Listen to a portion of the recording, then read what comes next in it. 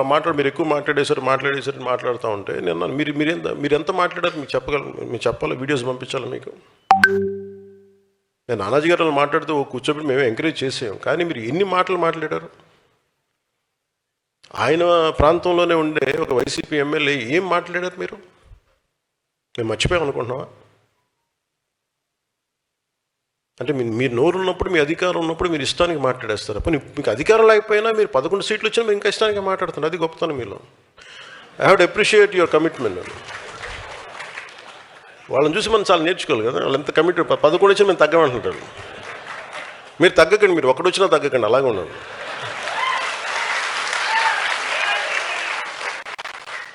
మీరు ఒక్కడు వచ్చినా తగ్గదు, అలా బలంగా ఉండండి. మిమ్మల్ని తగ్గమని ఎవడు చెప్పాడు?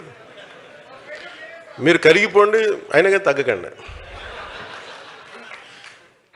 అంటే ఎక్కడ ఎమోషనల్గా నేను కూర్చోబెట్టండి. మీన్ పొలిటికల్ ప్రాసెస్లో కొన్ని భావాలను చెప్తాం, పాలసీల గురించి మాట్లాడతాం. వాళ్ళ వైసీపీ నాయకుడిని తగ్గించాలని ఎందుకు అనుకుంటాను? మీరు ఇష్టారాజ్యంగా మాట్లాడేసి, గౌరవ ముఖ్యమంత్రి చంద్రబాబు గారి మిస్సెస్ గురించి మాట్లాడేసి ఇష్టారాజ్యంగా మాట్లాడేసి అసలు మేమేం మాట్లాడదు. మీరు ఇప్పుడు సడన్గా కూర్చోబెట్టి మీరు మహానుభావుల్లో అయిపోయాం మేమందరం. ఇష్టానికి తిట్టేసి ఒక 10-12 సంవత్సరాలు సడన్గా మీకు రియలైజేషన్ వచ్చింది ఈ రోజున మీకు. సరే, ఈ రియలైజేషన్ మీకు ఎంత వస్తుందో నేను చూస్తాను, సంతోషం. మీరు రియలైజ్ అయ్యి మమ్మల్ని ఏం అనకూడదు అనుకుంటే అసలు మా పార్టీ నిర్మాణానికి బోర్డు మా వాళ్ళంతా మిమ్మల్ని తిట్టడం మానేసి మా పార్టీలో మా శివాను, మా దేవర శివ గురించి, మా మునీర్ హసన్ గురించి మేము ఎత్తుకుంటాం. వాళ్ళ నాయకులు తీసుకునే బాధ్యతలు మేము ముందుకెళ్తాం. మీరు తిట్టడం ప్రారంభిస్తే మేము మా వాళ్ళని ఎత్తుకోవడం మానేసి మీకు బదులు ఇవ్వడం టైం అయిపోతుంది నాకు. సో మీరు తిట్టకపోతే ఖచ్చితంగా మేము బలపడతాం, సంతోషం. లేదు మీరు తిడతానంటే కూడా మేము తిట్టి మేము బలపడతాం. ఏదైనా మేము బలపడటం guarantee. Choice is yours. So నేను నాయకులకి నేనే బాధ్యత తీసుకున్నాను. అంటే నాకు ఒక్కొక్క ఊరికి వెళ్తుంటే ఒక్కొక్కరికి అనిపిస్తుంది, ఎక్కడో మనోహర్ గారు నా పర్మిషన్ తీసుకొని నేను రాలేకపోతాను చెప్పారు కొద్ది రోజుల క్రితం. తలిపేసానమ్మా, ఎవరు వస్తున్నారు?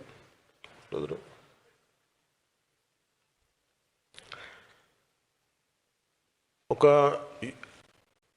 హుద్హుద్ తుఫాన్ అప్పుడు మేము వెళ్తూ ఉంటే మన శ్రీకాకుళంలో ఒక అబ్బాయి 22-23 ఉంటాయి. ఒక 10 కేజీలు బియ్యం కాదన్నా 10 సంవత్సరాల భవిష్యత్తు కావాలి.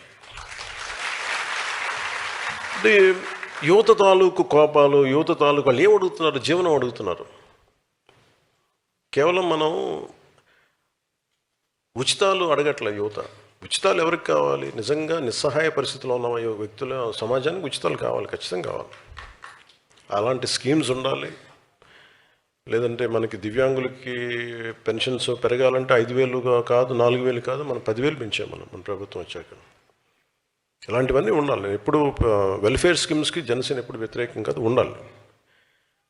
కానీ వెల్ఫేర్ స్కీమ్స్ మీదే మనం ప్రభుత్వాన్ని నడిపేస్తాం, ఓట్లు వస్తాయంటే దాని మీద ఓట్లు పడవు అని అనడానికి క్లాసిక్ ఎగ్జాంపుల్ వైసీపీ. మేము బటన్ నొక్కేస్తాం, మీకు వెల్ఫేర్ స్కీమ్స్ పడతాయి, మీకు డబ్బులు వచ్చేస్తాయి అంటే కరెక్టే. హాస్పిటల్స్ ఇన్ఫ్రాస్ట్రక్చర్ వదిలేశారు మీరు. బటన్ నొక్కామని డబ్బులు పడ్డాయి అంటారు, కరెక్టే. మీరు హాస్పిటల్ ఇన్ఫ్రాస్ట్రక్చర్ వదిలేశారు. గవర్నమెంట్ హాస్పిటల్స్ ఎక్కడ ఉన్నాయి ఇప్పుడు అంత అద్భుతంగా? ఇప్పుడు తప్పని పెడతా ఉన్నాం ఎన్డీఏ ప్రభుత్వం వచ్చాక. ఎన్ని గవర్నమెంట్ హాస్పిటల్స్కి వెళ్తే క్వాలిటీ అత్యంత అద్భుతంగా ఉంటుంది. వై షుడ్ గో టు మనం ఎందుకు ప్రైవేట్ హాస్పిటల్స్కి వెళ్ళగలిగే పరిస్థితులు ఎందుకు ఉండాలి? మన గవర్నమెంట్ హాస్పిటల్స్ కూడా బాగుండాలి కదా. తమిళనాడులో బాగుంటాయి, పాండిచేరిలో కానీ.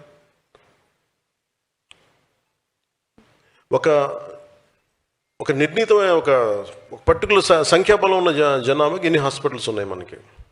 గవర్నమెంట్ హాస్పిటల్స్ ఏవి పని చేస్తున్నాయి? గవర్నమెంట్ హాస్పిటల్స్కి ఒక ఎంఆర్ఐ స్కాన్ ఇస్తే అది మెయింటైన్ చేయగలుగుతున్నారా లేదా?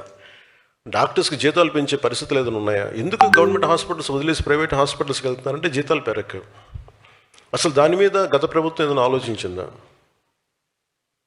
నేను కొన్ని క్యాబినెట్లు కావచ్చు, కొన్ని ప్రత్యేకించి కావచ్చు, నేను మన పార్టీ తరపు నుంచి కావచ్చు, నేను కోరుకుంటుంది వ్యవస్థలు బలోపేతం కావాలని. వ్యవస్థలు బలంగా ఉండాలి మనకి. Basic infrastructure, basic government schools, basic roads. ఎంతసేపు మేము మీకు బటన్లు నొక్కేసాం, మీకు డబ్బులు వచ్చేసాం, రోడ్లు ఎవరు వేశారు ఈరోజు చెప్పండి? అంటే మీరు 70 సంవత్సరాలు టైంలో కూడా పడని రోడ్లు ఎందుకు పడ్డాయి? Because infrastructure is very important. ఒక రోడ్డు లేకపోతే ఊరి నుంచి ఎలా బయటకు వస్తాం? ఆ తర్వాత ముందు అసలు రోడ్లు ఇన్ఫ్రాస్ట్రక్చర్కి మనకి డబ్బులు పెట్టుబడి పెట్టడం మానేసాం. ఒక పైప్ లైన్ వేసి ఒక నీళ్ళు ఇవ్వాలి అంటే దానికి ఒక పెద్ద స్కీమ్స్. మన మధ్యన పాటిల్ గారు కూడా, మన సిఆర్ పాటిల్ గారు కూడా జలశక్తి మినిస్టర్, ఆయన గురించి ఆయనతో మాట్లాడుతూ ఉంటే అసలు బేసిక్గా నీళ్ళు ఇవ్వాల్సిన బాధ్యత మీదే కదా, రాష్ట్ర ప్రభుత్వాలది కదా, మాకు సంబంధం ఏంటన్న. ఇది తెలంగాణలో ప్రారంభించినప్పుడు జేజేఎం ఎప్పుడు కూడా అది జలజీవన్ మిషన్ అది కేంద్ర ప్రభుత్వాన్ని కాదు, రాష్ట్ర ప్రభుత్వం బాధ్యత. కాతే ప్రభుత్వాలు బాధ్యత తీసుకొని బేసిక్ మన మౌలిక సదుపాయాల గురించి పని చేయకపోతే మటుకు ఎన్ని ఉచితాలు ఇచ్చినా ఇంకోసారి ప్రజలు రారు.